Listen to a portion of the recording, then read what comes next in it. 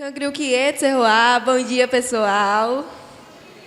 Espero que estejam todos bem. Estamos aqui no nosso segundo dia de Feira Literária Estudantil dos Povos Indígenas do território de Itaparica. Bom dia a todos, todas e todes. Aos que tenham descansado e feito uma boa viagem, começamos nosso dia com a plenária de Cultura Viva Bahia, conduzida por Thaís Pimenta, da Secretaria de Cultura do Estado da Bahia. Um espaço de diálogo e fortalecimento das políticas culturais que nos movem. Agradeço aos envolvidos. Também agradecemos a performance impressionante da artista Kelneaticum Pancará, que trouxe em sua arte a força da identidade e a resistência dos povos originários. Este projeto foi contemplado no edital de apoio às festas, feiras e festivais literários, através do Programa Bahia Literária, com o apoio financeiro do Governo do Estado da Bahia, através da Secretaria de Educação e Secretaria de Cultura, via Fundação Pedro Calmon, direcionada na modalidade fomento à execução de ações culturais, de acordo com o Decreto Federal número 11.453/2023, a Política Estadual de Cultura, Lei número 12.365/2011, o Plano Estadual de Cultura, Lei número 13.193/2014, o Plano Estadual de Educação da Bahia, Lei Estadual número 13.559/2016 e a Lei Federal número 14.133/2021. Agora vamos ter a realização da mesa e convidamos as mulheres indígenas na resistência. É hora de executar as sabedorias das nossas mulheres. Na mesa 3, recebemos Elisa Pancararu, com mediação de Deisiane Tuxá e de Itainara Arfer Tuxá, para refletirmos sobre o papel fundamental das mulheres indígenas na resistência de seus povos e territórios.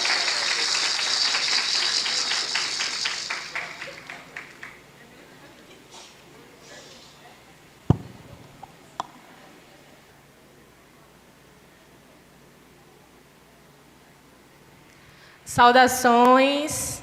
Como apresentada, eu me chamo Deise Tuxá, do povo Tuxá da Aldeia Mãe, e é com muito prazer que eu participo hoje desse momento tão importante para nós, povos do Nordeste e do Sertão, como mediadora dessa mesa maravilhosa com mulheres potentes, no qual eu tenho o prazer de poder estar aqui hoje. Ver esse local povoado com resistência da nossa caatinga, do nosso sertão, é também nos fortalecer enquanto pessoas, enquanto mulheres. E hoje eu chamo para estarmos dialogando a Elisa Pancararu, brevemente falando um pouco sobre Elisa. Elisa, né, que só um momento aqui, pegar o breve histórico.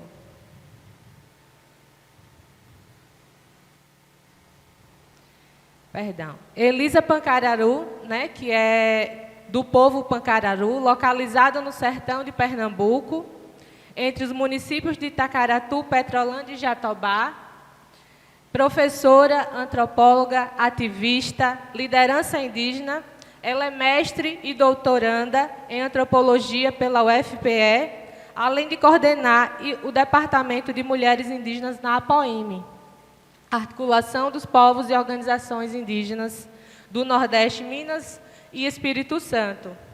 Com mais de uma década de atuação no movimento indígena, Elisa também atua como professora, né, e coordenadora pioneira no ativismo e também no feminismo indígena.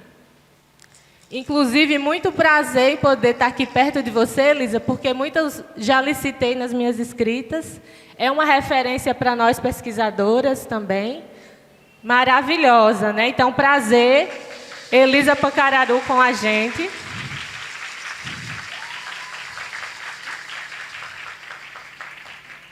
E para compartilhar também esse momento, Itainara Tuxá, Itainara Rodrigues Silva, mais conhecida como Itainara Tuxá, do nosso povo Tuxá. Mulher referência também para nós, também nas escritas, né, onde nós podemos está representada, né, nas suas escritas. Ela que é mestra em saúde da população negra e indígena, é conselheira em psicologia, também faz parte e coordena, né, a UGT de Psicologia de Povos Indígenas na atuação da educação especial, na perspectiva inclusiva da educação escolar indígena e educação quilombola, e tem experiência também na atuação do Distrito Sanitário de Saúde Indígena. Então, com vocês, para nos prestigiar nesse momento, Itainara Tuxá.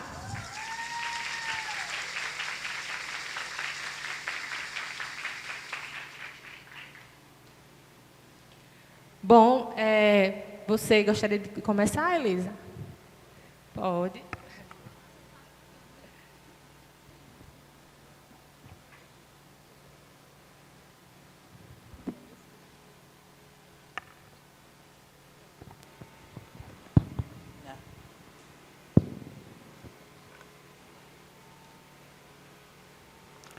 Bom dia a todos, a todas, a todos. Dizer que feliz essa manhã de hoje, 20 de maio de 2025, em que nós nos encontramos pessoalmente. E diga o meu tempo, né? E dizer que é com bastante alegria que eu venho a esse encontro com vocês. E dizer que eu me inspiro em cada uma de vocês, né? Eu não saberia contar tanta história se eu não escutasse histórias. E eu vindo para cá, eu estava em Recife, participando de um ciclo chamado COP Parente, né? COP Parente é uma preparação para os nossos parentes indígenas participar da COP 30, né? E essa preparação tem tudo a ver com esse momento aqui conosco, povos indígenas. E eu vim olhando o título da nossa mesa, né, Mulheres Indígenas da Correnteza da Resistência. E a correnteza, né, é claro que me veio à mente imediatamente o Rio São Francisco, né? E o Rio São Francisco, o Velho Pará, ele tem uma relação conosco de ancestralidade, de espiritualidade. Então, essa lembrança que está no nosso subconsciente, nós povos indígenas, aqui desses arredores, então, óbvio que me vem à mente automaticamente a relação da correnteza das águas do Rio São Francisco com a nossa história, né? Mas também com a violação da nossa identidade, violação do nosso direito em conviver com esse ser, com esse espaço sagrado onde os nossos antepassados, onde os nossos rituais sagrados eram realizados por ali, né? E onde é a morada da nossa espiritualidade, né? Então, pensar nessa correnteza enquanto palavra, mas enquanto resistência, nos diz muito do que é a nossa história. Então, como fui apresentada aqui, eu sou do povo Pancararu, considero que estamos próximo aqui da cidade de Paulo Afonso, porque imagino que fica a 40, 50 quilômetros daqui, né? Então, eu penso que estou próximo, né? E pode passar. E aí me veio essa lembrança de como é importante a gente trazer a nossa história, né? Para que não apenas os nossos parentes compreendam o que é a nossa luta, mas principalmente a sociedade, o povo brasileiro. E aí, eu ia deixar essas reflexões para o final da minha fala, mas essa mesa sobre mulheres indígenas, eu trago o que me inspira a pensar na equidade de gênero, porque eu acho que eu vou passar e voltar aqui depois. Pode passar. Depois eu volto. E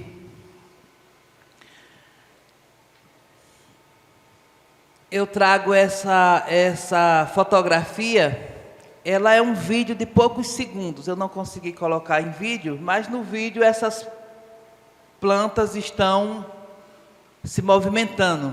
Elas estão dançando, né? Eu considero que elas estão dançando, né? E aí,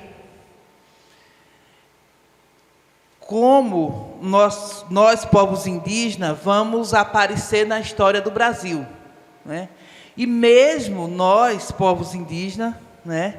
Imagina a sociedade nacional, mesmo em pleno 2025, na contemporaneidade, nós ainda aparecemos nos livros didáticos, nas histórias, como pessoas do passado, né? Pessoas que viviam, andavam, pescavam, cantavam, dançavam, e moravam em ocas, e usavam arco e flecha, e tacape, e lança, e etc., né? No entanto, nós estamos aqui.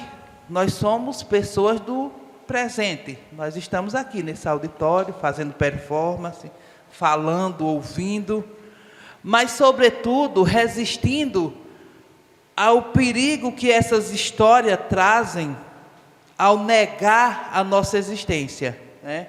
Então, essa ausência e presença se faz necessário fazer essa reflexão, né?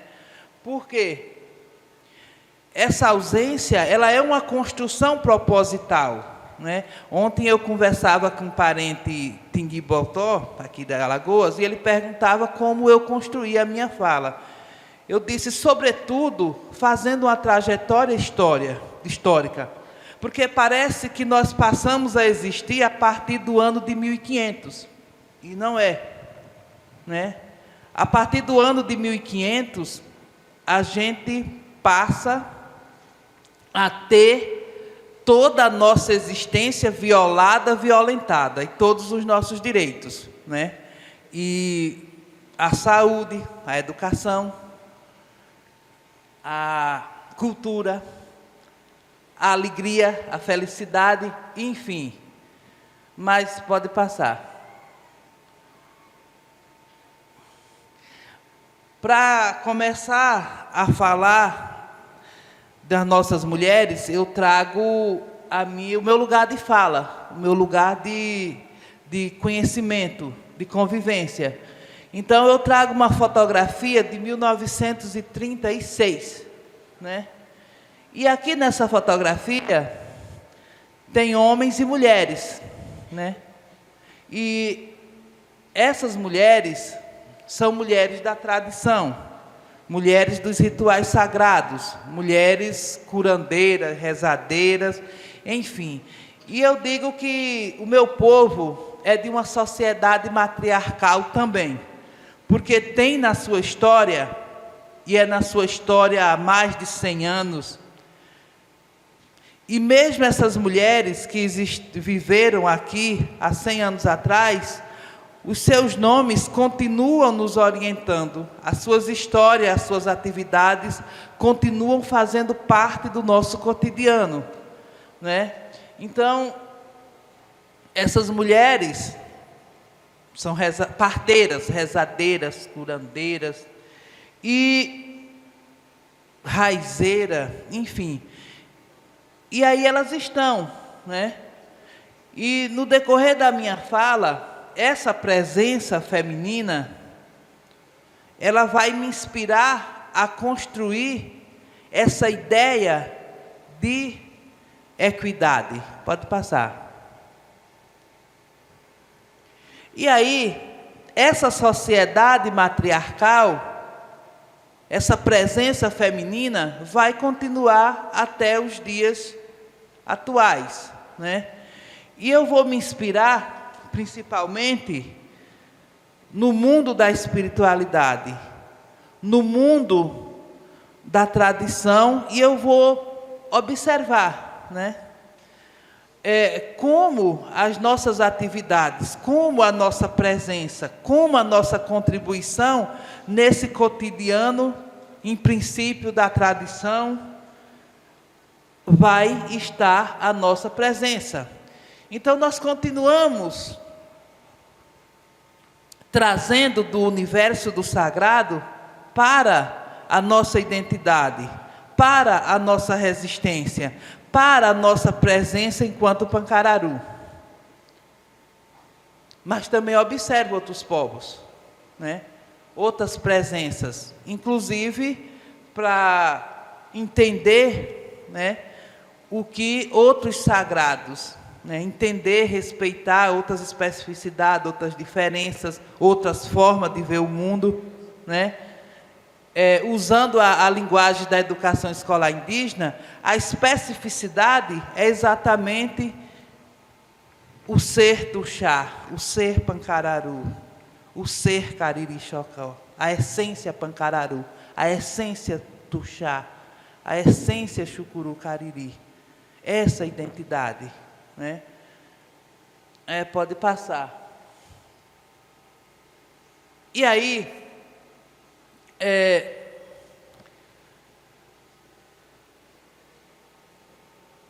o que me inspira a pensar em um mundo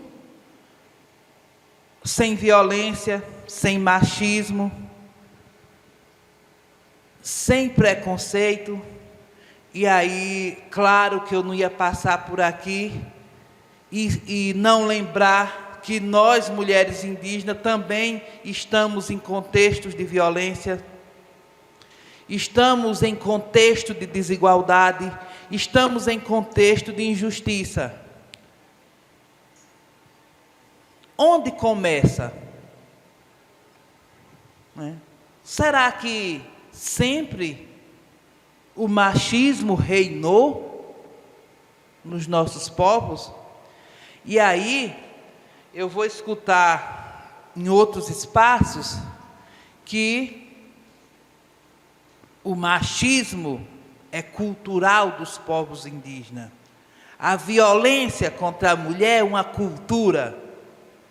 E quando eu vou buscar no meu mundo sagrado, no mundo da minha espiritualidade, ora, lá não existe violência. Não. Lá é um mundo de amor, um mundo de solidariedade, um mundo do bem, um mundo onde há seres sagrados masculinos, mas há seres sagrados femininos. Eles não estão brigando. Ninguém está dando chute no outro, nem facada, nem tiro, nem brigando por coisa alguma. E se nós, indígenas, aqui no mundo terreno, somos a representação ou a inspiração dos nossos encantados, seres de luz, Espírito Sagrado, como queiram entender, então, onde nós encontramos essa forma violenta de ser? Né? E aí, quando eu digo com tranquilidade, porque eu digo que o machismo, o racismo, é uma mazela da colonização. Uma certa vez, um professor que era orientador de um desses TCC que a gente anda escrevendo por aí, ele disse: tem certeza, né, que a violência contra a mulher é uma mazela da colonização? Eu esperei ele dar a nota para depois eu dizer que tinha certeza, né? Claro que eu tenho certeza. Claro que eu tenho certeza. Existe um conceito chamado entroncamento patriarcal. Traduzindo ao pé da letra, a colonização, o colonizador, o invasor, o golpista primeiro de 1500, quando eles chegaram aqui, eram todos homens. Depois, enfim. Então, não apenas nossas mulheres e meninas foram violentadas, mas os nossos homens também. Nesse chamado entroncamento patriarcal, aonde os nossos homens vão trabalhar e vivencia essa relação de exploração de trabalho e adquire essa mazela, as ideias erradas, os maus costumes, e implementa nas aldeias. Então, alguns maus costumes não nos pertencem, não pertencem à nossa essência indígena. Alguns maus costumes é uma mazela que está posta, e nós precisamos falar sobre. Nós saímos na sexta-feira, de uma conferência de mulheres indígenas, aqui na cidade de Paulo Afonso, né? E estamos prestes a acontecer a 4ª Marcha das Mulheres Indígenas, conjugada à primeira Conferência Nacional de Mulheres Indígenas, na primeira semana de agosto, em Brasília, né? Como professora, eu penso que essas questões elas devem ser faladas no âmbito escolar, sim. Nossas escolas é uma instituição de forte poder de comunicação, de formação e de transformação, mas não traz para a sua pauta questões reais. Não estou querendo dizer que matemática, geografia, história, etc., não são reais. São. Mas questões de nossa época, agora, também se faz necessário. A pauta sobre gênero precisa estar na escola, que é uma extensão da sociedade. Pode passar. Bem, o que eu quero dizer principalmente, essa também é uma fotografia de 1938, para dizer que o nosso território indígena é um território sagrado, né? Ele é um território sagrado porque ele é morada da nossa espiritualidade, ele é morada dos nossos antepassados, é morada de todos esses seres que estão conosco, para além dos seres humanos, né? Então, e ele tem uma gestão compartilhada. E pensar a gestão compartilhada é pensar em uma outra questão atual, porém perigosa, problemática, que são as mudanças climáticas, né? E aí, em tempo de COP no Brasil, porque todo ano tem uma COP, como esse ano é aqui no Brasil, ele está em evidência. Nós estamos no bioma Caatinga. É claro que eu faço uma defesa apaixonada e apaixonante também, né? Porque nós estamos falando de resistência, de correnteza e resistência.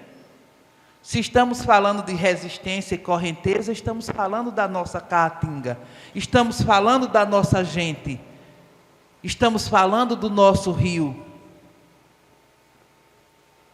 E o bioma Caatinga, a floresta Caatinga, ela é a única no planeta Terra. Não existe essa floresta em lugar nenhum da face dessa terra. Então, nós deveríamos andar, o povo brasileiro, com essa floresta assim, feito uma criança, né, no braço. No entanto, há uma construção cultural, histórica e de políticas públicas e de imaginário popular e de literatura e arte, cinema e novela, de desvalorização desse bioma, dessa floresta e automaticamente de sua gente, ou seja, nossa gente. Então, sempre esse bioma Caatinga é retratado como um lugar de miserabilidade, um lugar miserável, de gente feia, de mulheres magras, com seus maridos magros e feios, e crianças também, e todo mundo. Mas isso não é só um imaginário, isso não está só no desenho animado, nem no livro, não, está no livro didático, está na literatura. Então os clássicos da literatura trazem essas revelações. E eles são clássicos da literatura. O cinema brasileiro, até aí seria tranquilo se tudo isso não fosse parar nas políticas públicas, no sentido de desvalorizar, né? E eu não estou fugindo da temática da resistência, da correnteza da resistência das mulheres, mas de trazer essa resistência enquanto fortalecimento e valorização, né? De dizer que esse território indígena tem o seu sistema, tem essa gestão, não são apenas o mundo da espiritualidade que vive em harmonia. O ecossistema também, o meio ambiente também vive em harmonia. E nossos territórios indígenas têm nossos sistemas próprios. E eu vou trazer esses sistemas próprios para ilustrar a importância e a presença da mulher nesses espaços. Me diga o tempo de terminar, eu já estou terminando.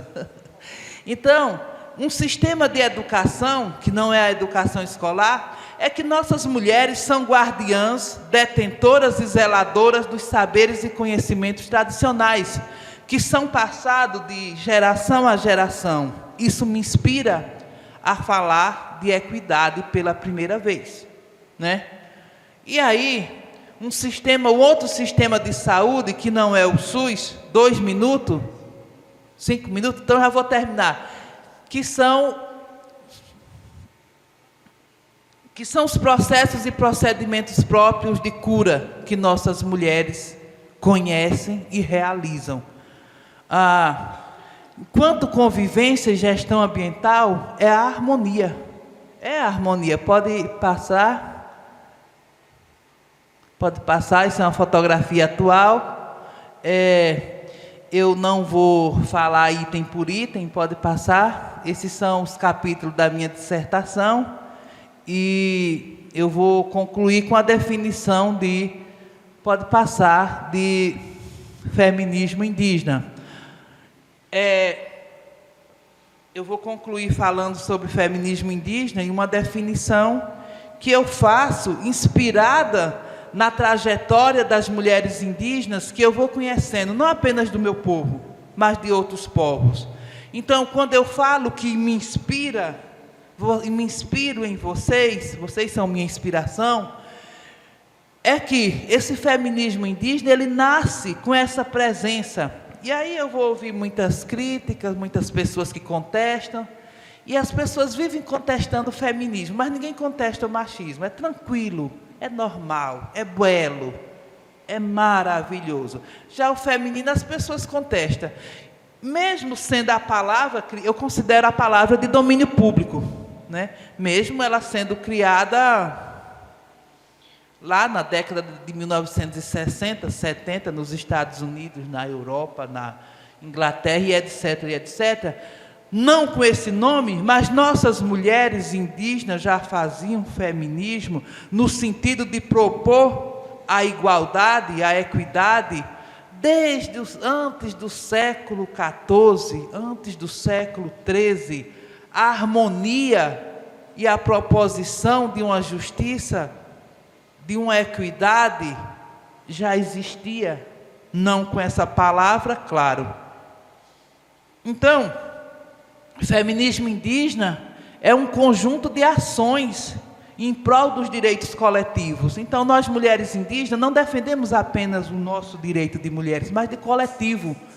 Por isso, defendemos o direito à terra, à educação, à saúde, o direito das crianças, da natureza, do rio, e etc., né? E aí, é uma luta que é uma presença que começa nos rituais sagrados, que começa no nosso território, que começa na participação nas reuniões, nas lutas, no apoio. E aí, por isso é uma ação, né? É uma ação, é uma relação de pertencimento com o nosso território, por isso corpo, território, mas é a presença nas nossas organizações de base, né? E essa participação é crescente, né? É crescente porque vai para os espaços públicos municipais, estaduais, nacionais, internacionais, mas sempre com essa defesa de um coletivo, né? Defesa das questões coletivas, dos direitos humanos coletivos. Defesa contra a qualquer forma de violência. Pode passar. Obrigada.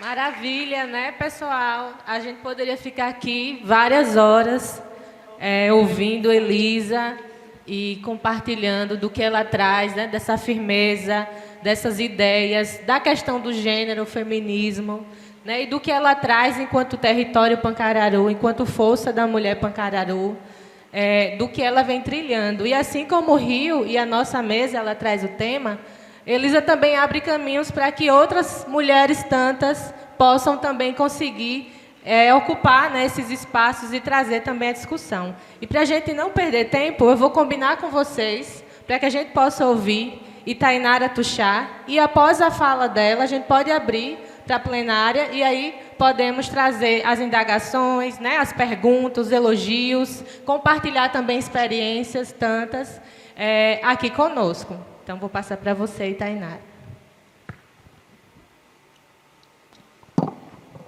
Oi. Bom sol, cangril-kie, na minha língua do Zubucoá. É uma honra, assim, um privilégio ouvir Elisa. A gente, com certeza, tem muito a aprender e a escutar. Eu acho que aqui a gente traz categorias importantes para pensar na nossa atualidade, principalmente para discutir questões relacionadas à categoria mulher e à resistência. E aí a gente precisa separar e voltar alguns aspectos, mas também é uma oportunidade da gente olhar para a nossa identidade e se questionar a partir da constituição desse corpo território. Esse corpo no território. O que compõe esse corpo? Que elementos estão constituintes, além dessas apresentações formais, como foi colocada, né? A minha formação é em psicologia, então eu tive um interesse muito grande de compreender como se constitui o meu povo Tuxá, como constitui essa minha identidade enquanto mulher indígena. E aí eu faço um trabalho mergulhando, trazendo as referências, claro, do território do Rio, para compreender alguns elementos. E isso não diz só da identidade do povo Tuxá. Isso diz da identidade também de outras pessoas, de outros coletivos. Então, sintam-se convidados também a pensar. Eu sei que talvez no início seja um estranhamento, porque não são temáticas, histórias que são cotidianamente apreciadas, né, nos espaços de sala de aula. Então, que vocês tenham a oportunidade e essa abertura da escuta, mas uma abertura da escuta implicada. Olha, eu não entendo muito o que eles estão trazendo, dizendo, são sentidos diferentes de vida, mas eu me implico, eu me esforço, eu quero essa aproximação. Eu acho que o encontro aqui hoje, para a gente falar sobre essas identidades, traz também a implicação e o compromisso que vocês têm, a partir dessas histórias silenciadas ou alagadas, desse território Itaparica, que a gente consiga também se inspirar, né, nessas histórias e luta dos povos indígenas e povos tradicionais que aqui também compõem. E antes de iniciar, eu vou trazer minha referência maior, né, que é a referência do meu povo, que é essa memória, que é a memória de uma submersa, que é a memória de um povo e de uma história que foi alagada, mas não foi silenciada. Eu sou Tuxá, eu sou Tuxá com orgulho. Eu sou Tuxá, eu sou Tuxá com orgulho. Eu sou Tuxá, guerreira, estou aqui pra lutar. Eu sou Tuxá, guerreira, estou aqui pra lutar. Eu vou lutar pelo meu povo com a força do Deus do ar. Eu vou lutar pelo meu povo com a força do Deus do ar. Reina, reia, reioa, na reia, reia, reia. Oh, reina, reia, reioa, reina, reina, reia. Nae, nae, nae, nae, naoa. Ah, ei, nae, nae, naoa. Ai, nae, naoa. Queria também saudar a ancestralidade aqui presente, saudar as mais velhas, saudar a força das mulheres que aqui estão presentes, para que a gente possa conversar. Iniciar também um pouco sobre essa construção dessa identidade e dessas categorias.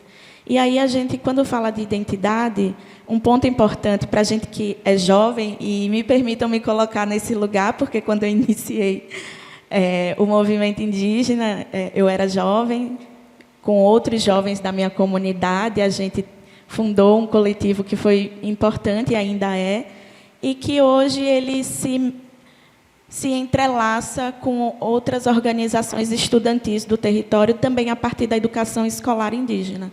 Então, esse lugar também da educação é um lugar de centralidade na luta dos povos indígenas, especialmente trazendo a referência da vivência do povo Tuxá. E aí a gente tem essa concepção ocidental, e aí eu vou marcar assim, a ocidentalidade das perspectivas e visões de mundo dos povos indígenas, porque Elisa trouxe um pouco desse processo da colonização. E, como vocês também bem sabem, a colonização ela traz formas de pensar de outras culturas, de outros povos.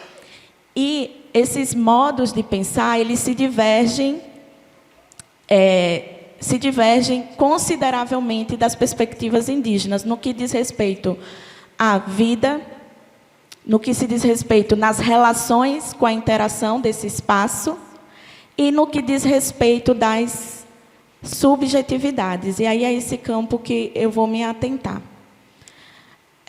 Nessa filosofia ocidental, o futuro somos nós. Quem nós vamos ser quando crescer? Quem nunca foi questionado com isso? E quem nunca se angustiou por não saber ainda responder sobre isso? Eu não sei, eu estou no ensino médio, eu estou no ensino fundamental, eu não sei das possibilidades, eu não sei, eu não tenho como prever o que eu vou ser daqui a 10 anos. Mas a sociedade cobra que a gente se prepare para isso. E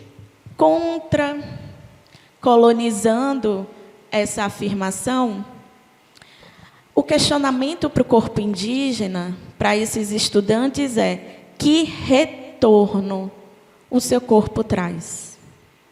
E aí não é mais uma perspectiva futura, mas é uma perspectiva que volta. E isso não diz idade. Uma criança pode retornar para a sua comunidade algo muito bom. Eu não preciso construir para ser. Eu sou. E aí essa identidade de que eu sou é que compõe esse elemento do corpo indígena. O corpo indígena ele também é formado a partir da coletividade. Nós somos formados a partir desse nosso coletivo. E aqui eu trago, o povo Tuxá, onde tem todas as minhas referências. Referências de posicionamento de mundo, de pensamento, de canto, de arte, de filosofia, de bem viver, de tudo isso que a gente hoje está falando, que os povos indígenas já falavam há muito tempo atrás. Mas para a gente pensar sobre mulheres e resistência, trazendo essa alusão à correnteza, como Elisa colocou, bem pontuou, a correnteza nos remete ao elemento essencial que nos interliga nessas histórias e cidades, que é o rio Apará, o rio São Francisco, o rio que está presente nesse grande território. E aí, trazer para a gente pensar que esse patriarcado, né, esse machismo, ele é um sistema, e Elisa trouxe, que é colonial, e ainda bem que ela teve certeza de dizer que é colonial, porque isso tem a ver com a nossa vivência, a nossa história. A gente tem certeza porque faz parte da nossa vivência. Então, quando o patriarcado ele chega a partir de um pensamento que é colonial, que elege um corpo branco, hétero, né, normativo, ele é padrão, ele é magro, ele é intelectual. O homem da ciência, da ocidentalidade, é a figura de um homem. É a figura que está nos livros que vocês vão estudar. São as referências que vocês vão trazer. São as referências mais consolidadas dentro das academias. Então, a maior parte do tempo que a gente está nas escolas e em outros cursos de formações, a gente vai ver teorias consolidadas por homens. Porque mulheres não tinham capacidade também de formular métodos, teorias e falar sobre a vida? Não. Porque era um sistema muito consolidado que, digamos assim, você tinha que ter o ingresso VIP para poder entrar. Então, a academia também, historicamente, excluiu esses outros corpos que não eram esse corpo que eu acabei de mencionar aqui. Branco, hétero, normativo, padrão, magro. E isso é importante vocês fixarem, porque vai dizer de outros processos de violência, não só violência contra a mulher, mas violência em decorrência de sua orientação sexual, violência em relação à deficiência, o corpo com deficiência. A gente tem oposição, o capacitismo. Isso diz sobre essas discussões do corpo magro e gordo. Há um padrão que ele é imposto na sociedade. Então, nosso trabalho é conseguir enxergar esses mecanismos que reforçam essas identidades que historicamente foram identidades de poder. Então, o patriarcado é um sistema integrado de poder que coloca os corpos de mulheres subalternizadas nesse lugar de submissão, corpos submissos, a partir de uma relação de poder. E a gente pode achar que é uma relação vasa ou fácil de ser manobrada, mas ela é muito bem estruturada, e aí ela vai se articulando com outros cruzamentos, que a gente chama de interseccionalidade. A interseccionalidade são os pontos que cruzam nossos corpos. Eu estou aqui numa via que tem muitas possibilidades de caminhos. E aí esse meu corpo vai se encontrando com classe, esse meu corpo vai se encontrando com gênero, esse meu corpo vai se encontrando com marcadores raciais. E normalmente, porque foi normatizada essas violências, esses encruzamentos produzem violências aos nossos corpos. Então, quanto mais categoria esse corpo tiver, entre aspas, né, porque não é escolha, tem a ver com processo de identidade, mas processos também de violência a gente vai sofrer.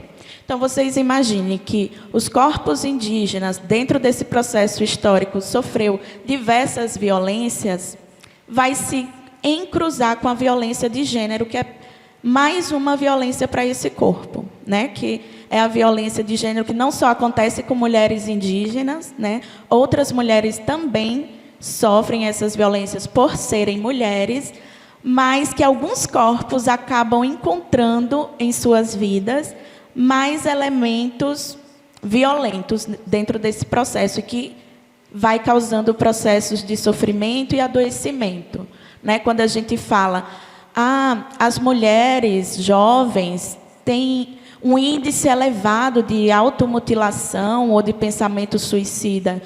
O que está por trás disso? Quais as violências estão implicadas nesse processo? Para que a gente afirme isso, né? Ou quando diz os homens, os jovens, eles têm uma incidência maior no processo de alcoolização. Ok, mas o que está por trás disso?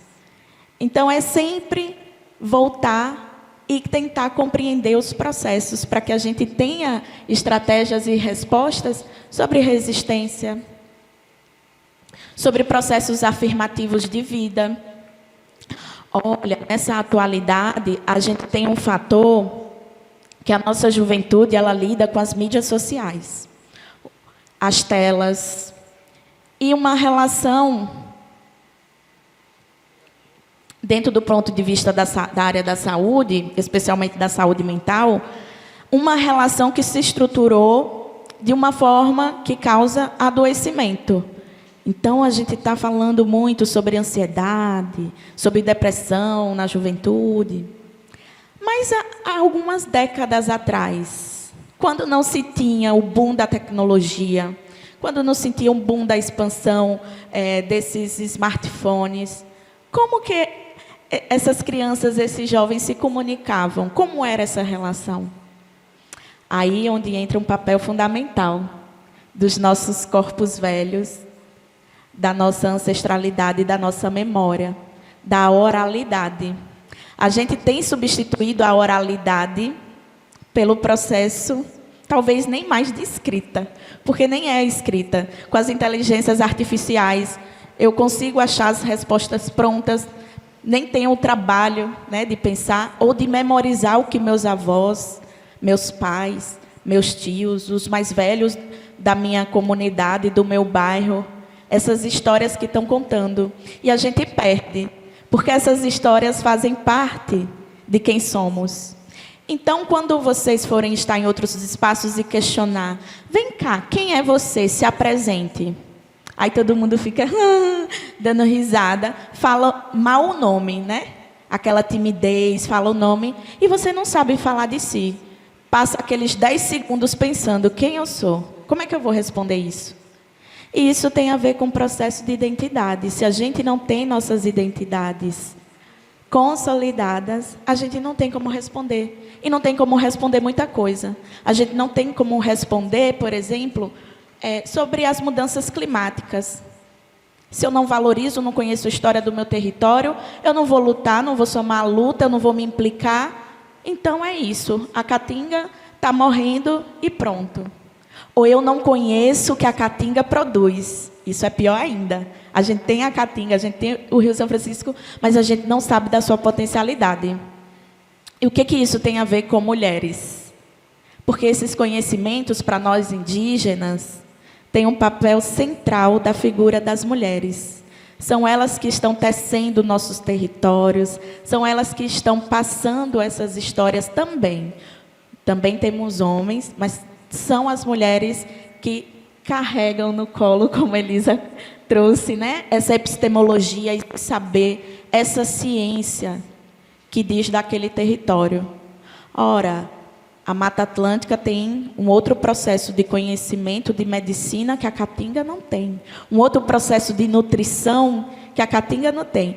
E eu tenho como falar sobre isso, porque eu saí da caatinga para um território de Mata Atlântica, e para mim foi um outro universo. Eu fiquei ali no sul da Bahia, ali na região Ilhéus, Pau-Brasil, e para mim foi um outro mundo, assim, outro mundo de diversidade de frutas, de animais, outro mundo de diversidade de artesanato, de cultura. Então, tudo isso tem a ver com esse corpo-território que está integrado nessa grande, vamos chamar, Bahia, porque a Bahia também é a mãe do Brasil, né? A Bahia também é a mãe indígena, pensando esse processo histórico, que a nossa história começa aqui. A nossa história vem a partir daqui. E se a gente, essas gerações mais novas, perde essa memória de poder falar e falar sobre, qualquer um pode contar a história. Como muitas vezes a gente contou a história que o Brasil foi descoberto. Hoje a gente já fala que ele foi invadido. E a gente já coloca o protagonismo indígena nessa luta. E entende a valorização e a luta dos povos indígenas para o que se chama futuro ancestral, que tem a ver também com essa proteção com o meio ambiente. Então, aquilo que parecia distante, aquilo que parecia só diz respeito aos povos indígenas, às mulheres indígenas, cuidar do seu território, hoje, com essas mudanças, está dizendo não. Nós todos somos responsáveis também. E você conhecer o território que vocês estão é muito importante, porque a gente sabe que em um tempo e espaço, com a construção da barragem de Itaparica, não impactou só Paulo Afonso. Muitas cidades aqui foram impactadas. Não impactou só povos indígenas. Ou vocês acham que até hoje a gente está seguro e livre de um desastre, entre aspas, ambiental? Porque a construção de barragens de hidrelétricas no Brasil não pode ser considerado um desastre natural. É um projeto político. E é um projeto político de morte também. Ou vocês acham que a gente está seguro? Que essa barragem não pode romper? Que a gente pode subestimar a força do Rio São Francisco, do Rio Apará? A gente vê que Paulo Afonso é uma ilha. E se alagar? Quem vai sobreviver? Que planos de contingência nós temos? Esses planos foram considerados as populações mais marginalizadas do nosso território, porque também a gente não fala só de racismo da população indígena, mas a gente pensa no racismo ambiental.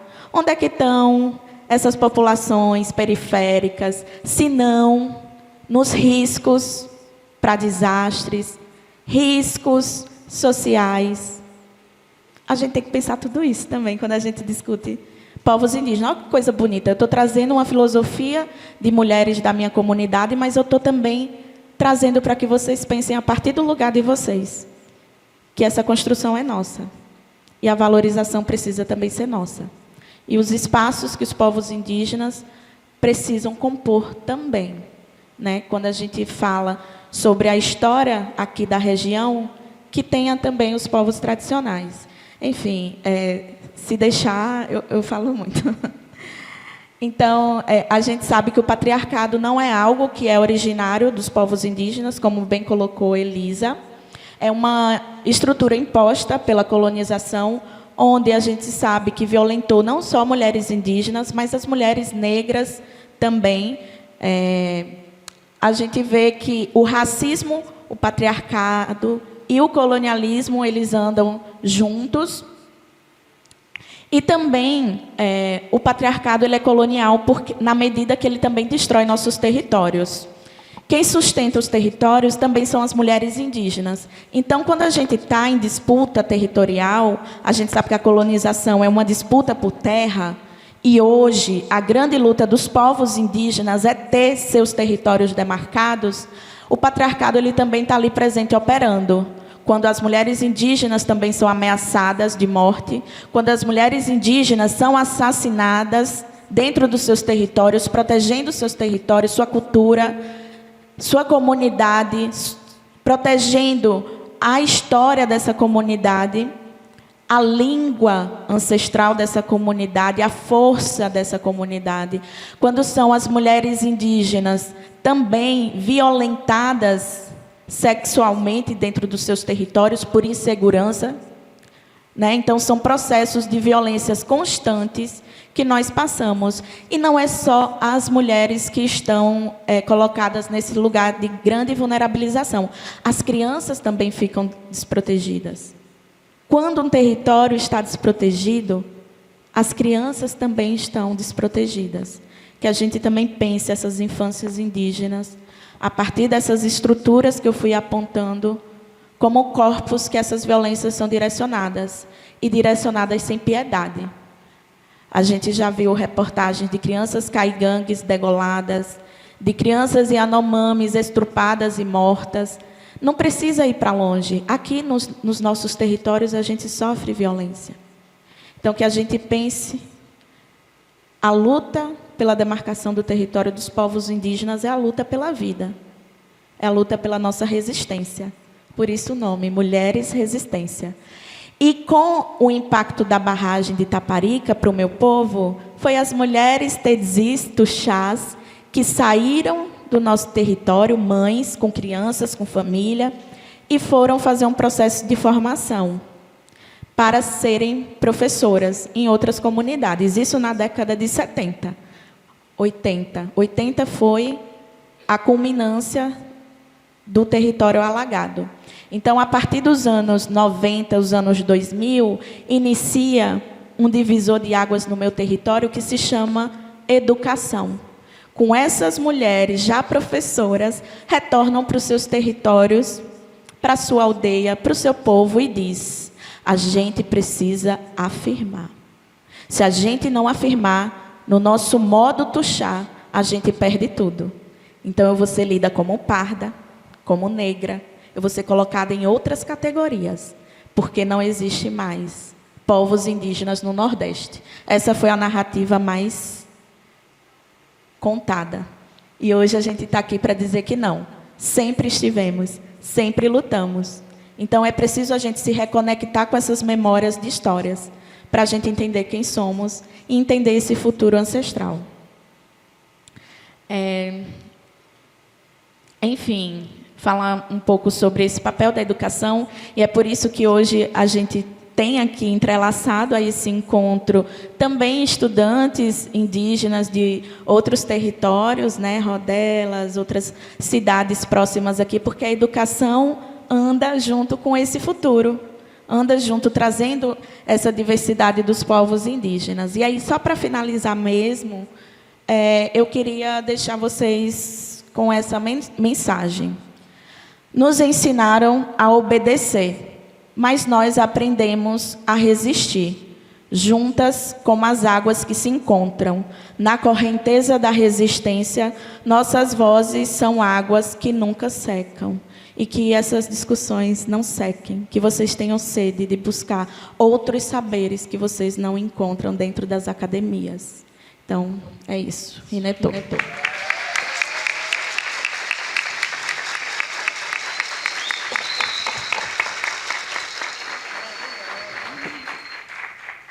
Que maravilha, né? Eu fico aqui arrepiada, sentindo toda essa ancestralidade do nosso povo tuxá, representada aqui por Itainara, uma mulher forte, potente, que traz nas suas narrativas, né, a experiência do nosso povo e tudo que ela vem trazendo, né, discutindo a questão da colonialidade, a questão das referências, como ela trouxe, né, uma filosofia que traz para a gente, enquanto vocês, né, estudantes, que possam ver hoje no nosso cotidiano, né, essas questões.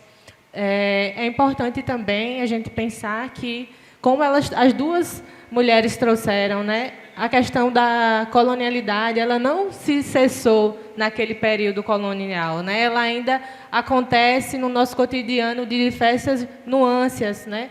De forma que atravessa as nossas vidas. Então, é preciso essa reflexão, e são reflexões importantes que elas trouxeram para que possam contribuir com a discussão de hoje.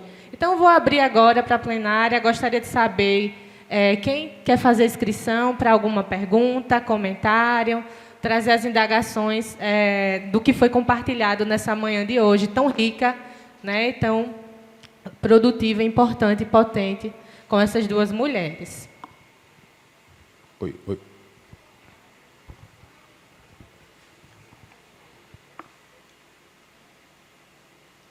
Não briguem para falar. Pode até ser um compartilhamento, né? O que fez sentido, se fez sentido, se vocês concordaram ou discordaram, ou acham outra coisa.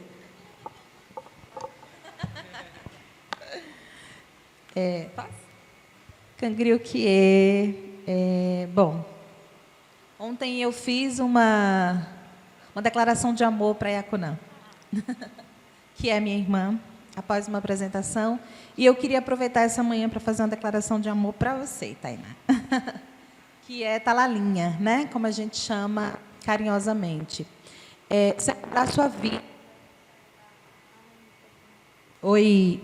A potência que você é como pessoa, como intelectual, acho que é um ponto muito importante que você e a Elisa provocaram as mulheres nesse lugar de pensadoras, né? A gente fala na categoria da ciência de pesquisadora. Não, pensadoras. De mulheres que pensam, que vão, que enfrentam, né? Que indagam. E aí eu queria te agradecer por ser essa inspiração e essa representatividade para o nosso povo tuxá, do lado de uma outra também muito incrível. E dizer da beleza, eu acabei de postar vocês assim, da beleza que está essa mesa, né? Uma mesa de mulheres nordestinas, o nosso sertão da Bahia, sertão de Pernambuco, aqui com a Elisa. Eu me lembro quando eu vi a Elisa, e aí me permita, Elisa, do equívoco que a gente tem do pré-julgamento. Quando eu te conheci, Elisa estava sentada descalça, assim, com um monte de sacola, toda desorganizada, e ela ia para uma mesa. E aí eu olhei assim, eu disse, a doutora, olha eu, parenta, né? Eu disse, a doutora está ali toda... E aí Elisa levantou com suas sacolas, botou num canto assim, e Elisa começou a falar. E eu me lembro, Elisa, quando você começou a falar, do tanto que você ecoou em mim. Como mulher nordestina, como uma mulher desbravadora, que ousa, que questiona e que vai fazer ciência. Elisa, viu, alunos? Elisa é uma referência, eu queria que vocês batessem palmas. Ela é uma referência de pesquisadora no Nordeste. De pesquisadora. E a gente que é daqui não conhece. Elisa tem artigos publicados, trabalhos que rodam o mundo, temas internacionais, discussões que extrapolam esse nosso universo de Taparica. Ela é do mundo, e assim também é Thalalinha. E aí celebrar essa possibilidade das que nos antecederam, que nos permitiram ganhar o mundo, e viver, e questionar, e estar nesse lugar. E eu queria, que eu vi que você trouxe aí. Então, eu pedi para fazer isso. Queria que você falasse um pouco de como tem sido a sua atuação como conselheira do Conselho Regional, né, de Psicologia, das contribuições que as nossas presenças indígenas, nossos corpos, especialmente femininos, têm feito na transformação da psicologia brasileira. E cheiro e te amo.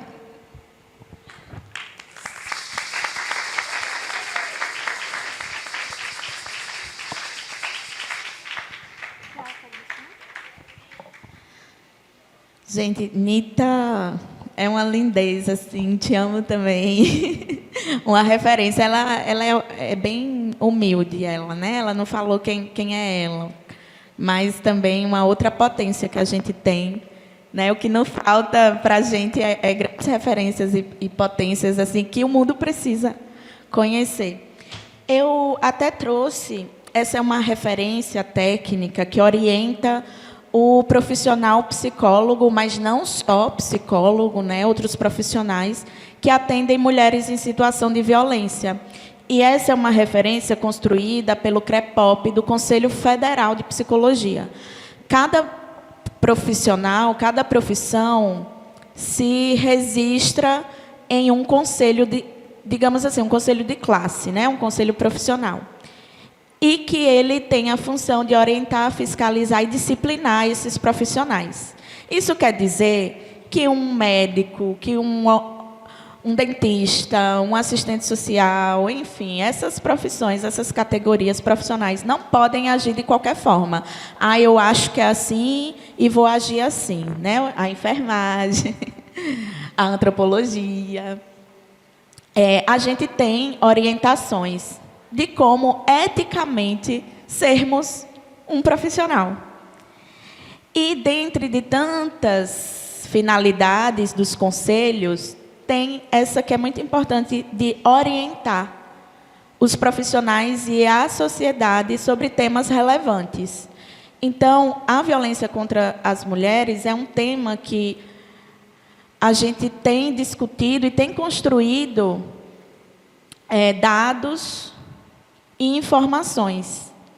E eu tive o privilégio, né, e assim, para mim é uma grande honra, tudo que eu vivi durante 4 anos, tem 4 anos, vai fazer 5 anos que eu sou formada em psicologia, e tudo que eu pude viver a partir desse lugar. inclusive estar hoje numa mesa com pessoas maravilhosas e um evento tão lindo como esse, né? Um privilégio que eu pude estar.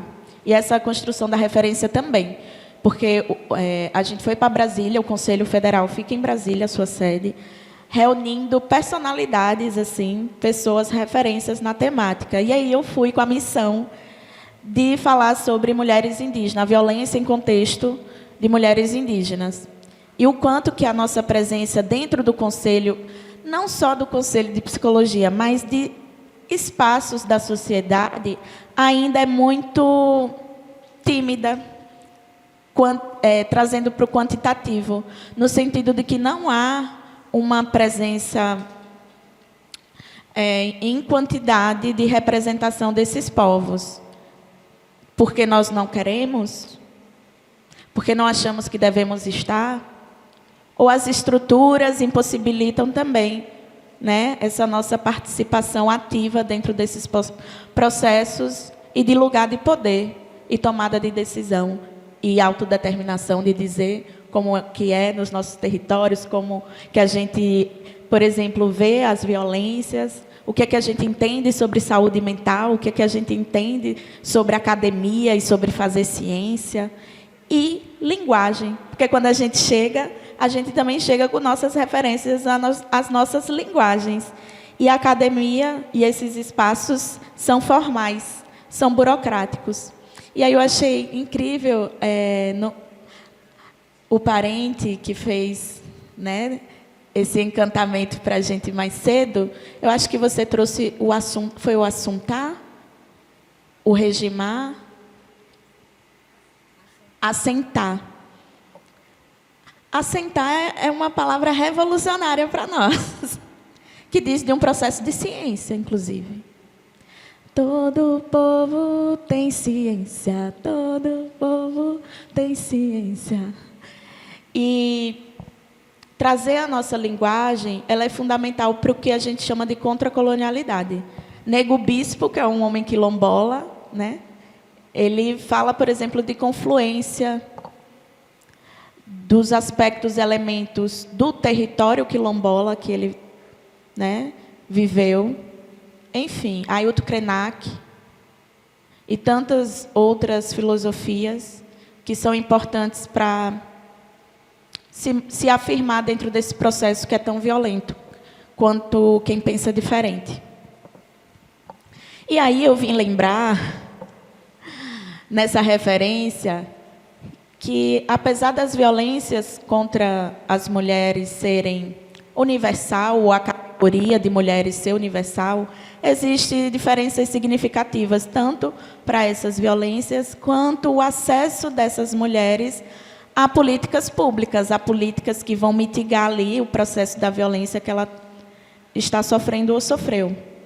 Que para os povos indígenas é uma outra lógica, inclusive, da gente pensar sobre os atravessamentos que o território implica para essa mulher, por exemplo, ter acesso a um serviço público. Quando a gente pensa aqui, o Brejo do Burgo. Eu esqueci o nome que se dá para o caminho indo para lá. É tão distante. Como é que esse povo vem todo dia para Paulo Afonso? Vocês já pensaram sobre esse atravessamento? Quando a gente pensa os indígenas que estão em contexto de aldeamento, né? E os indígenas que estão em contexto de cidade? Quais são os desafios para essa mulher chegar num serviço público e buscar, né, aquela ajuda profissional? E como considerar, porque o movimento, e Elisa trouxe muito assertivamente, feminismo indígena, e aí está demarcando uma luta de mulheres indígenas, diferente do que é a luta do feminismo. Então, o feminismo, por exemplo, ele não luta pelo território. Quem luta são as mulheres indígenas. Tem alguns aspectos que vão diferenciar e que não contemplam dentro dessa categoria universal de mulheres. Então, eu trouxe para a gente pensar também como é para as mulheres indígenas, o que entendemos sobre violência. Porque não é só a violência de que o homem bateu ou que o homem matou, mas é o processo de violência também que sofremos dentro do nosso território. As mulheres indígenas estão se autolesionando ou estão com ideação suicida.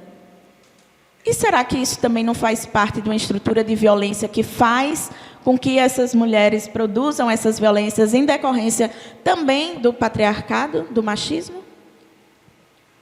Sim.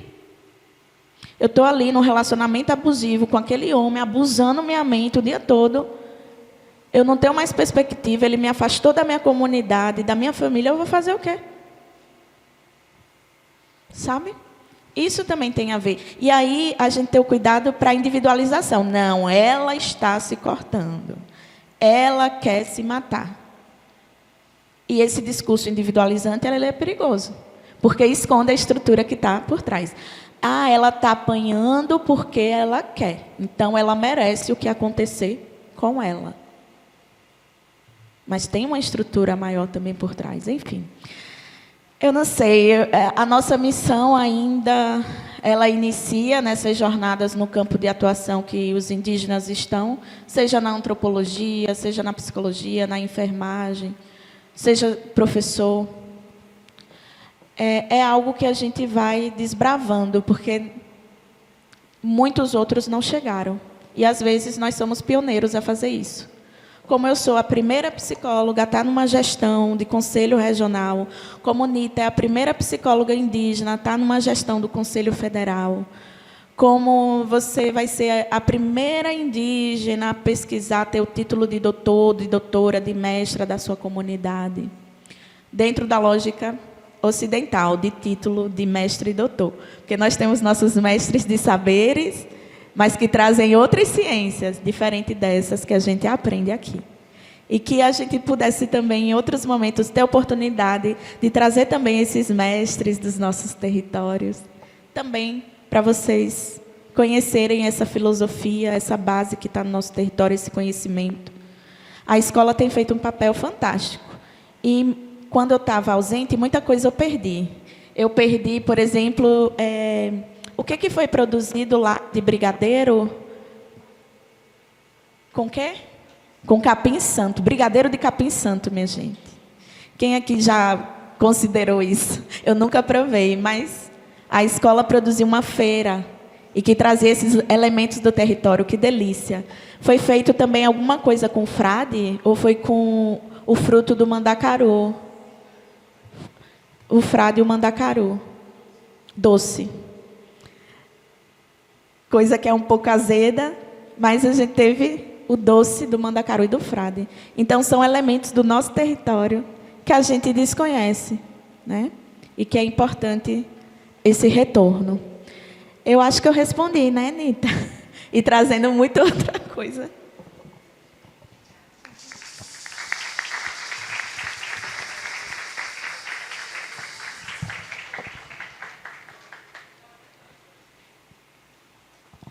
Eu fiquei escutando. Ontem eu disse lá no COP Parente, né, que os meus mais velhos, eles falavam a palavra escutar. E os nossos mais velhos dizem muitas palavras em português que elas são meio que um enigma, né? Então, a gente precisa prestar bem atenção para decifrar, né? E esse decifrar são os ensinamentos, né? Então, eu lembrei que eles diziam: você vai escutar a missa? Você não vai assistir, você vai escutar, né? Você vai escutar? Você escutou? Né?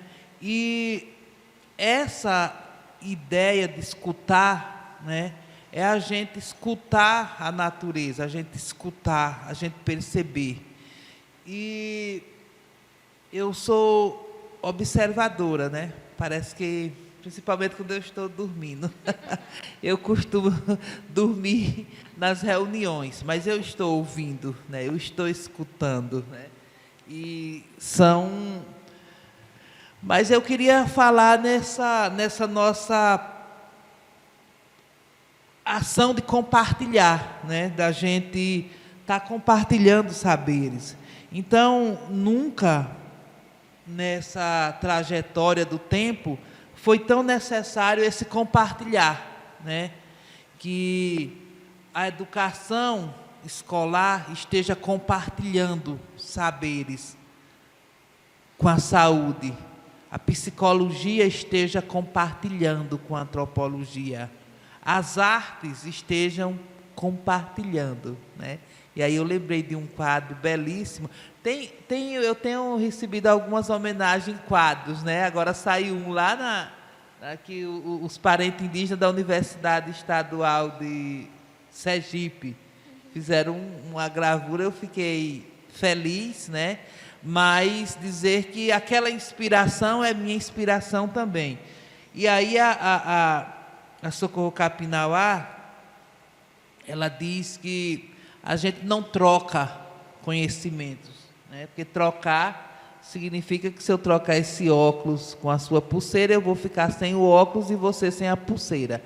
Então vamos compartilhar, né? E nunca nessa história, nesse tempo, nessa trajetória, foi tão necessário que nós estejamos compartilhando, contribuindo, colaborando esses nossos saberes, né? E aí, eu ouvindo Nita falar, e aqui, eu vi uma nota técnica, né? Saiu uma nota técnica, e eu quero ler, né? Que a aba vai escrever recomendando como o profissional de antropologia deve atuar nos povos indígenas, em especial na saúde, né? Então, como nós podemos compartilhar, né, para essas nossas mulheres, para essas nossas meninas, né? Então, e nessa trajetória eu vou pensando, essa fala estava ausente, então a gente precisa trazer.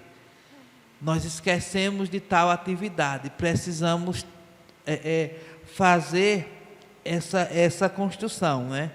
E os nossos estudantes, pensar nos nossos estudantes que estão na academia, né?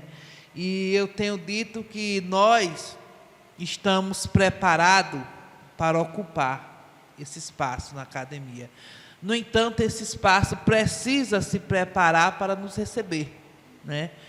É o chamado espaço que faz ciências, faz conhecimento, mas nós precisamos dizer que os nossos também fazem ciências, né? Nós produzimos ciências. Utilizando a linguagem da academia, os nossos também pesquisam, observam, testam e têm resultado. Então, os nossos, pensando nessa ideia de mudanças climáticas, de clima, os nossos também sabiam o dia que ia chover, mas não é porque eles eram adivinhos, não. Eles não adivinhavam, senão eles adivinhavam os números da Mega Sena, né? Mas eles passaram a vida observando, né? Mas não era só observando o dia que chovia, era observando a natureza na sua harmonia. No entanto, com o passar do tempo, isso é uma violação também. O desmatamento é uma violação e nós estamos... A mesa fala de correntezas da resistência, mulheres indígenas, e aí nós precisamos falar dos grandes empreendimentos, né? Então, quando a gente fala da barragem de Itaparica, da violência, a violentação que foi a Cachoeira e o Rio São Francisco, nós vamos pensar que esses empreendimentos, eles impactam a vida das nossas mulheres e meninas eles trazem impactos ambientais, culturais, sociais e espirituais. E nos impactos sociais, são as nossas mulheres e meninas quem mais vão sofrer. E essas lembranças e essas pautas não fazem parte da mitigação, se houver, né? Então, os impactos do desmatamento, que já não sabemos mais o dia que vai chover, mas porque houve desmatamento, né? Porque houve uma violação de outras vidas, das nossas irmãs árvores, das nossas irmãs águas, da poluição e do envenenamento, e etc, e etc. Então, e aí, trazendo para o campo escolar, eu conversando com as demais, e disse, nós poderíamos propor nessas conferências, né, e já começamos a propor, a trazer a temática das mulheres, construir um material, construir artigos, material didático, de autoria. Somos nós que sabemos falar por nós, mas não é que os outros não poderiam saber, é porque os outros não estão interessados. A quem interessa falar sobre nossas meninas? A quem interessa falar da violação da nossa floresta caatinga?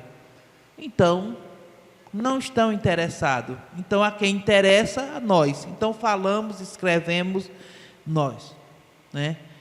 E aí, proponha que o currículo, que as matrizes curriculares do MEC dos estados, traga a pauta das mulheres, né? Então, não apenas desse contexto de desigualdade, injustiça, violência, diferença, mas nesse contexto de intersecção, que aqui foi bem, é chamar, né? Chamar a responsabilidade, chamar como chama a nossa espiritualidade, né? Como chama, porque senão não faz sentido levar o nome indígena. Se eu não tenho uma essência, não faz sentido. Se eu não trago comigo a essência da espiritualidade pancararu, não faz sentido eu dizer que sou uma pancararu, ou que eu sou outro povo, porque eu sou a semelhança da minha ancestralidade. Eu sou a representação da minha espiritualidade nesse mundo terreno. Então, não faz sentido eu fazer essa afirmação se eu trago e levo comigo as práticas, a mazela do colonizador. E é do colonizador no masculino porque é a maioria. Porque eles também violam os direitos das mulheres deles, né? Então, não fique pensando que uma deputada federal, e isso aí é o exemplo mais claro, não vai, ou uma senadora, governadora, presidenta do Brasil, não vai passar por esse contexto de violência, por esse contexto de machismo, de racismo. E nós precisamos falar, sim, de racismo, o caso dos povos indígenas, né? Nós precisamos falar em todos os espaços públicos, de educação, de saúde, de cultura, de todos os espaços, e fazer, de fato, esse diálogo.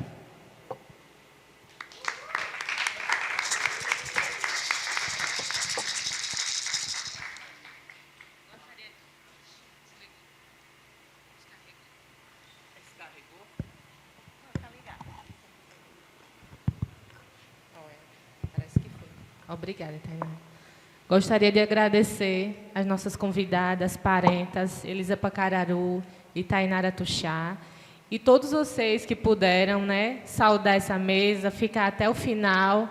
Acredito que, como mulheres sementes, né, vocês também tiveram aí uma sementinha dentro do interior de vocês, para reflexão, para outros diálogos, porque a mesa de hoje foi uma mesa muito produtiva. O diálogo foi de compartilhar, né, como a Elisa trouxe, e diálogos potentes, que vão aí germinar na vida de cada um de vocês. Então, obrigada, Inetor, por esse momento.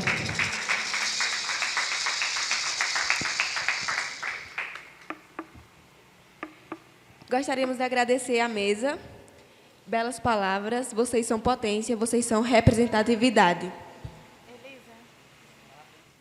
Mas, antes de dar continuidade, ouvindo vocês falarem, eu lembrei aqui de um trechinho de uma música composta por lideranças da aldeia Tuxá, da minha aldeia, e que foi apresentado no meu colégio, no CSFR, que diz assim: nossa essência deve ser farol, ecoando a verdade esquecida.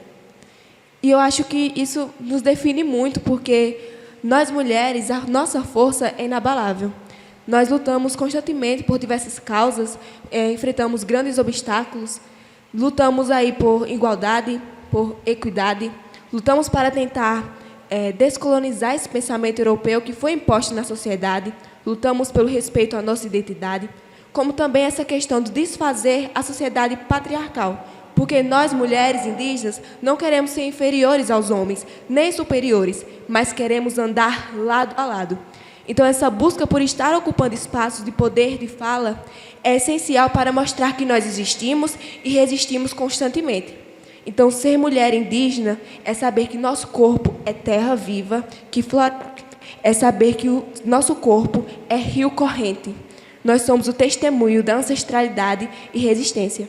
E eu cresci dentro da minha aldeia, vendo inspirações, vendo essas referências no meu povo, vendo essas mulheres indígenas, e eu fui alimentando esse pertencimento dentro de mim, e acredito que essa pessoa que eu sou, que estou me tornando, é baseado nisso. Então, muito obrigada.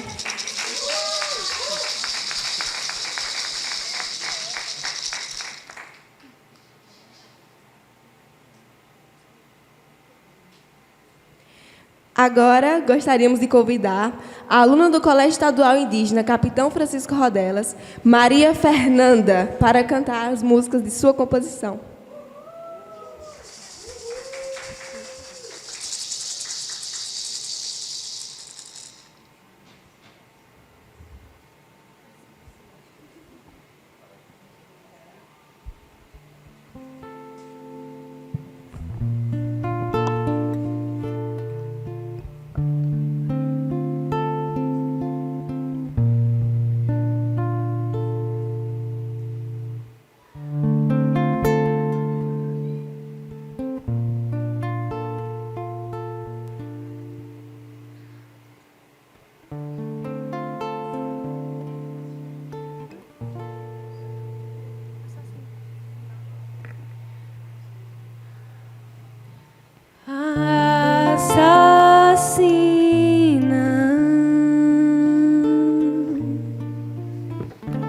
Eles tentam apagar a nossa história.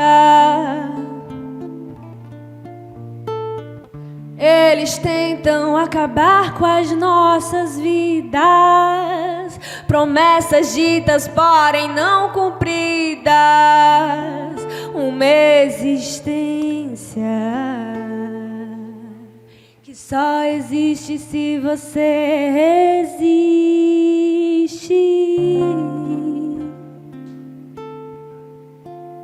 Na, na, rei, na, rei, na, rei, na,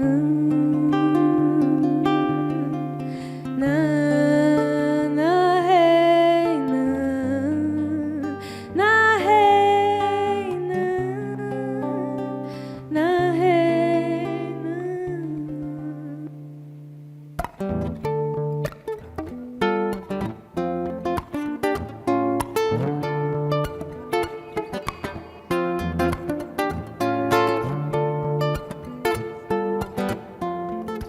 Os tiros me perseguem.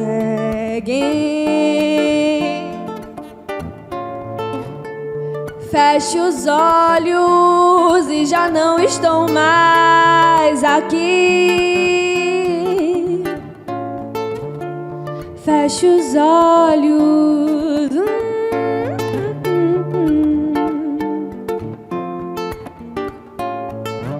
Minha alma está amargurada, sem força. Meu coração sangra a imaginar tantos conflitos. Eles legalizam genocídio. Os olhos se fecham para os gritos. Sou pássaro planando sem destino.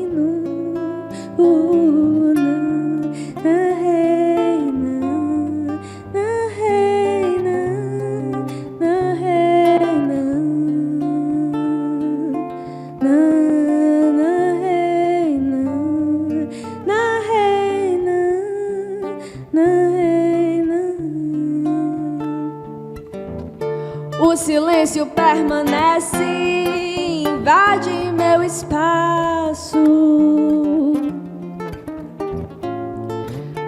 medo me incrimina e me torna invisível.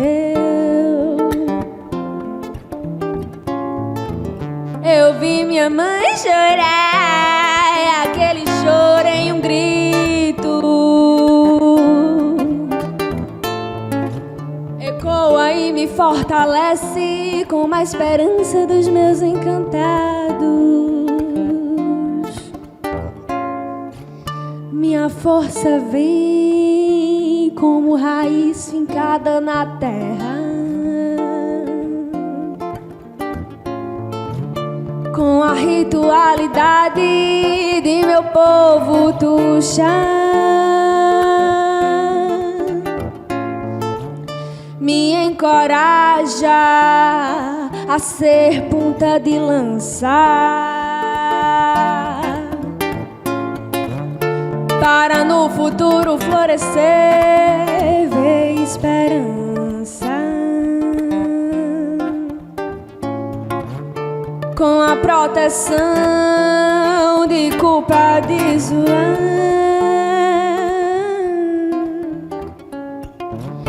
com a proteção de culpa de Zoan.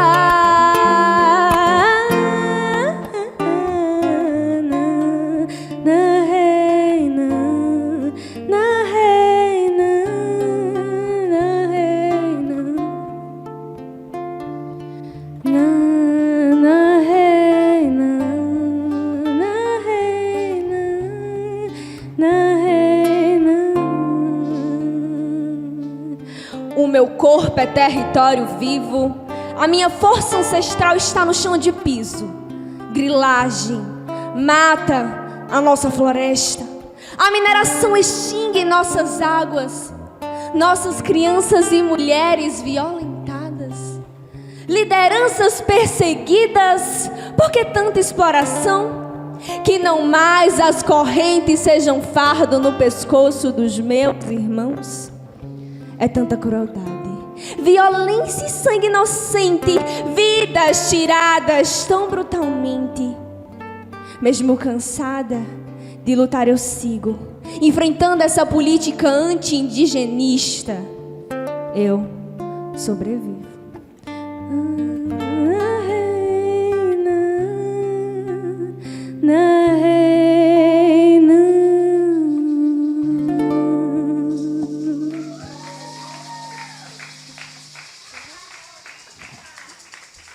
Agora eu vou cantar uma música Raízes Ancestrais.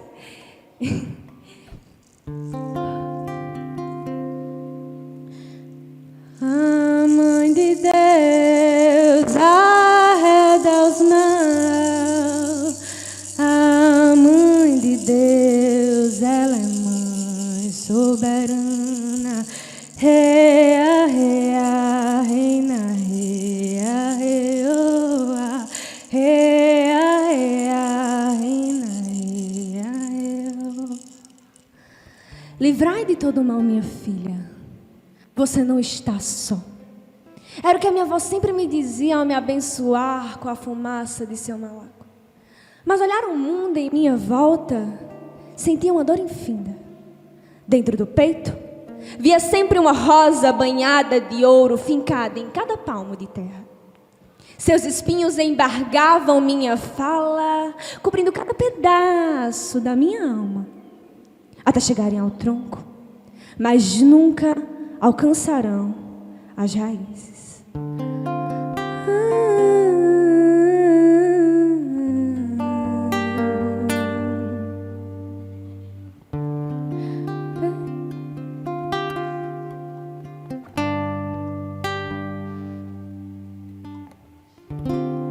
Perdida nesse labirinto, como uma bússola ao contrário, suas mãos queimam minha pele, minha liberdade parece inalcançável.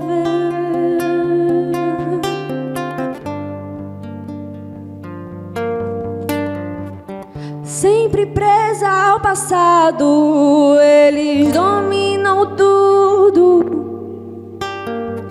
meu corpo já memorizou os passos, adentrando um corpo só, fazendo sucumbir um novo mundo,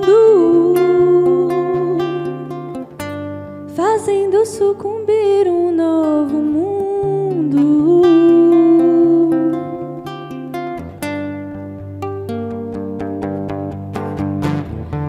Por trás desse cenário que eles inventaram, os ritos se repetem, fincando laços espinhosos debaixo desse chão. As raízes vão lhe mostrar a verdade. As armas que me atravessam refletem você. Mirando 12 flechas, você se tornou meu alvo. Mirando 12 flechas, você se tornou meu alvo. A sua riqueza é feita por cima de que sangue, se não meu? Seu asfalto está sujo de sangue, meus ancestrais. A sua riqueza é feita por cima de que sangue, se não meu? Suas mãos estão sujas de sangue, meus filhos, meus filhos, meus filhos, meus filhos.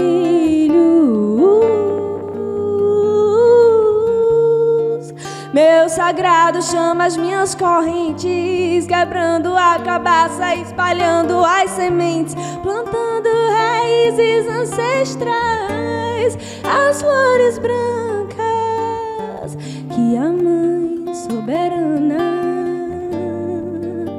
arrede todo mal, arrede todo mal desse veneno que você semeia,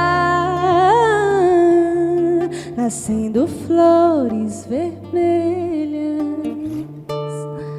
me afogando ao mercúrio. O garimpo tomou meu corpo, minha garganta tá fechando, o tempo tá passando e eu já não respiro mais o mesmo ar.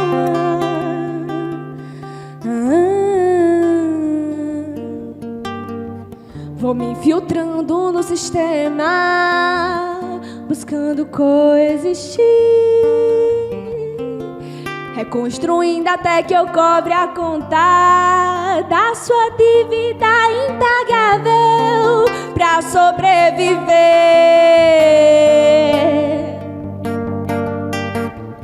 As falsas promessas, o etnocídio agro, nesse desejo desvairado de possuir tanta terra. As falsas promessas, o etnocídio agro, nesse desejo desvairado de possuir tanta terra.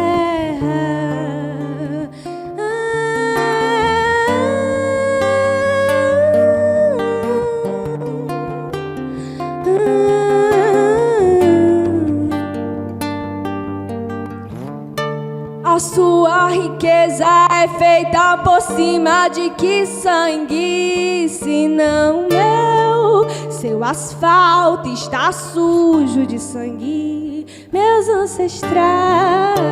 A sua riqueza é feita por cima de que sangue, se não meu?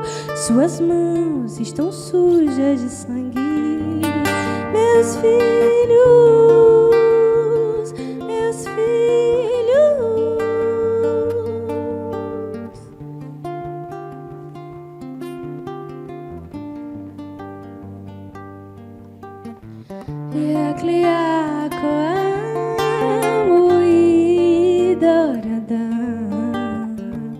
Anya de aite dia kedeni onatse ai buihan anya yede aite dia kedeni onatse ai buihan.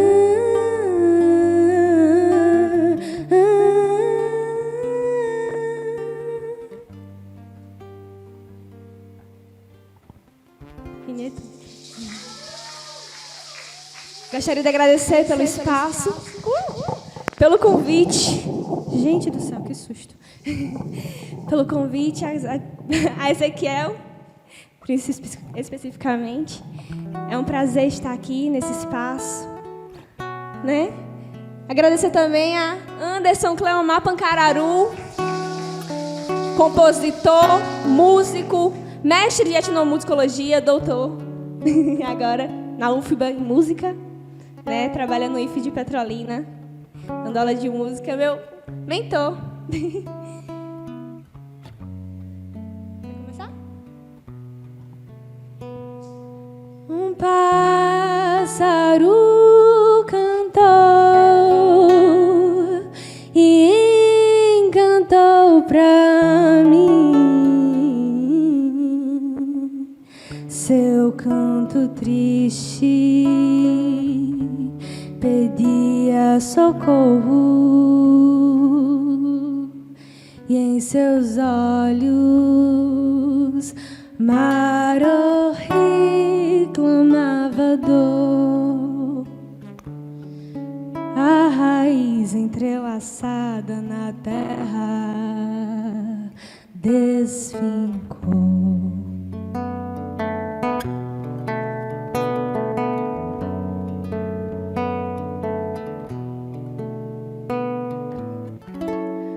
O rio me acordou de um pesadelo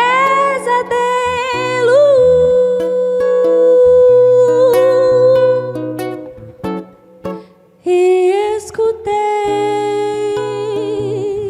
vozes que transcendiam lamento.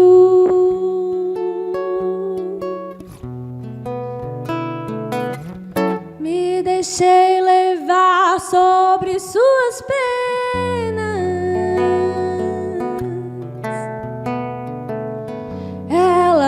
Ecoavam na minha cabeça as dores do meu passado,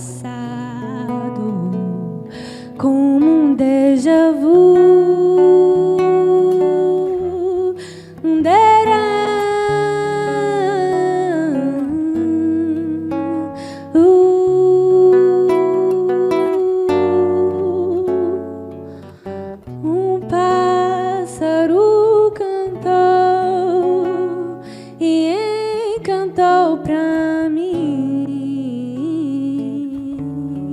Seu canto triste pedia socorro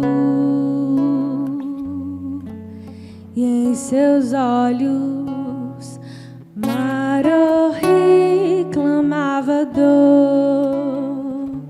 A raiz entrelaçada na terra desfincou.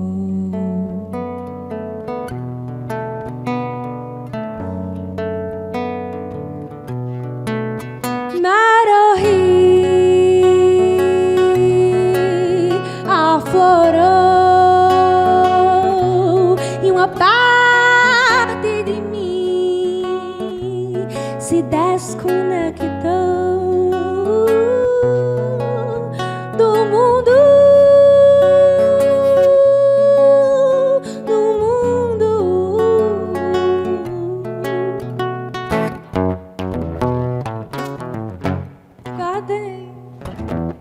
Guardei toda aquela força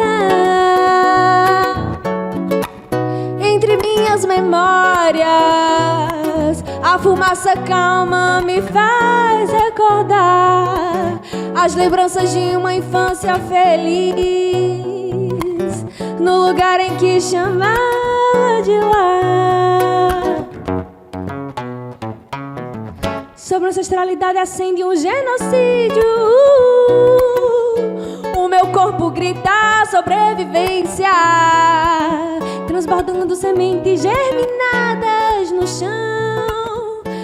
As mortes são consequência de suas mentiras e ilusões, da hipocrisia que mata e desmata até hoje. Filha de um povo ancestral, a terra ecoa em meu corpo. Peço força aos meus, para que a Jurema alimente meu espírito e conforte a minha alma da devastidão que assola o mundo.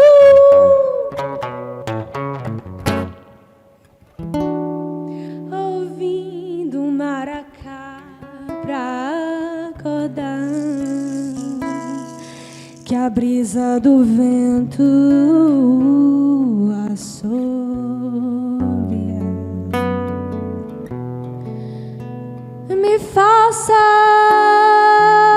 viva novamente, pra que não falte ar e eu possa respirar novos ares. Marorri, voe alto, sonhe com o mundo novo. Marorri, voe alto, retorne pra casa, acalme o espírito, volte a dançar. Voe alto, respire.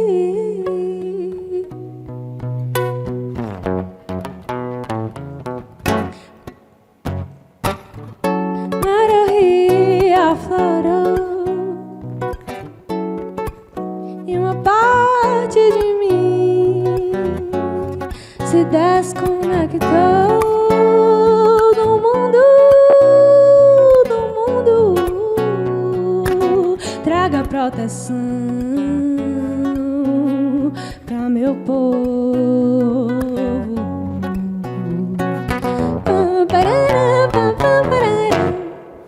Fineta, obrigada.